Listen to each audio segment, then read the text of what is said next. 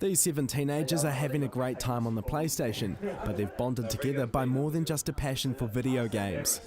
This is Canteen, the only New Zealand organisation dedicated to supporting young people living with cancer as a patient or sibling. 18-year-old Jacob Knight was just 13 when he was diagnosed with leukemia. It was his first year of high school and it took him by surprise. He spent the next 7 months in isolation at the hospital undergoing treatment.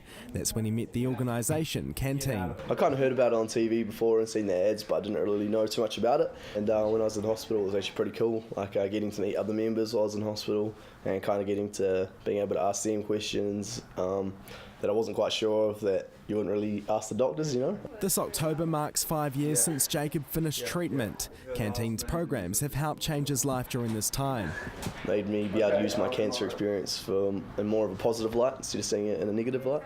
Jacob's one of 200 teens in Canterbury whose lives have been affected by cancer. Nationwide, about 180 young people aged from 13 to 24 are diagnosed with cancer each year. Special programs and activities are run for Canteen's members, involving skydiving camps and leadership opportunities.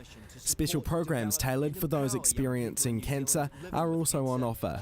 Libby Galbraith was diagnosed with leukemia during year 10 at her high school. She had to give up rowing and needed treatment for 2.5 years before she was given the all clear last June. For Libby, a major milestone was her hair growing back. That was the only thing for me that made me feel like a cancer patient, was the fact that I had no hair.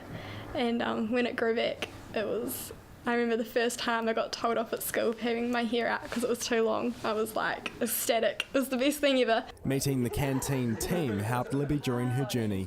I wanted to get involved in Canteen to see that there was a light, to see that other people didn't, other people beat it and other people got through it. Learning from older teens who've beaten cancer is just what she needed during her darkest days.